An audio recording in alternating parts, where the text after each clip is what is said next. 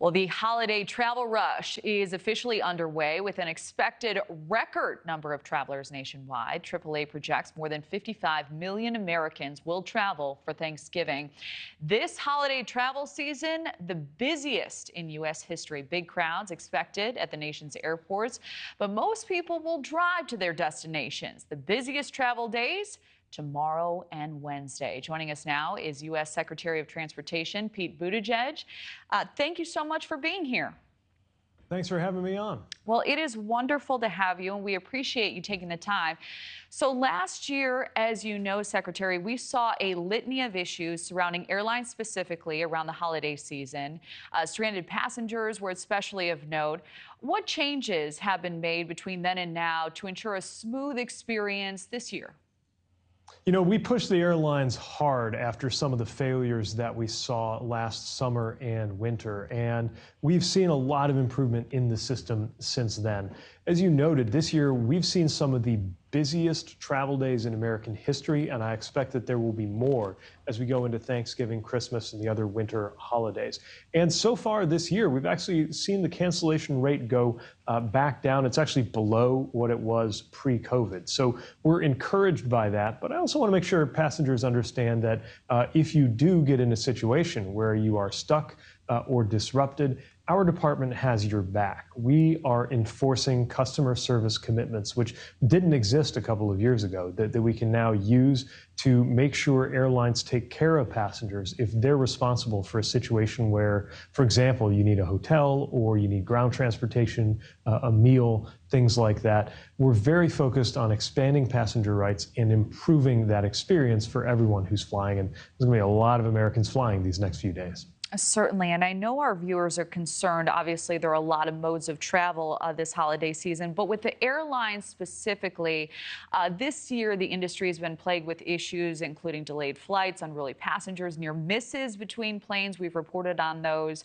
and they're experiencing a dire lack of pilots and air traffic controllers. So earlier this year, you reported that only 11,000 of the 14,000 air traffic controller positions available across the country are filled.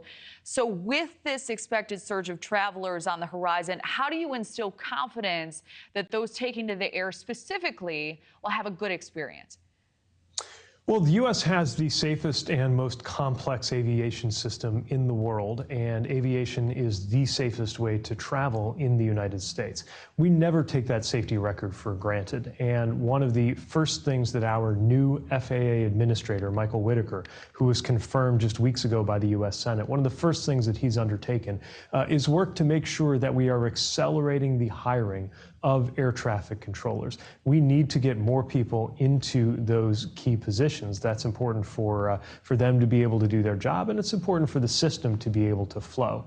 I want to emphasize air traffic control issues are less than 10% of the delays and cancellations you see out there, but I want that number to go to zero, which is why we're pushing so hard on making sure that we have the controllers we need and making sure those controllers have the equipment that we need. You're going to see a lot from us in the coming months, pressing Congress to try to provide the funding that we need to make sure that we can have that stepped up hiring and get the kind of technology that those controllers need to succeed. I know there are some proposals on the floor, especially some proposals from House Republicans to cut funding. I think we need to move in the opposite direction right now. We should be hiring more, modernizing more. That's going to help us stay ahead of this historic record demand with so many Americans taking to the skies. All right. And I know you're making headlines today also by saying that the federal government will do everything possible to ensure autonomous vehicles are deployed safely. Now, that comes after Cruise pulled all of its vehicles from U.S. testing after accidents weeks ago. So how will the federal government be ensuring safety in this area? And what would your recommendation be to passengers of any autonomous vehicle?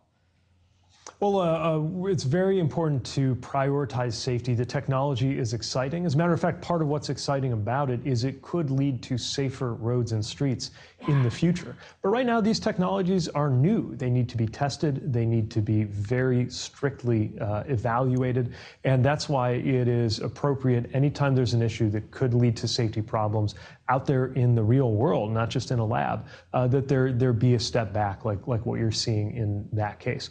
We're updating regulations and organizing parts of our agency that were not designed with this in mind. I mean, we still have regulations that tell you exactly where the rear view mirror needs to go in a car that doesn't have a driver.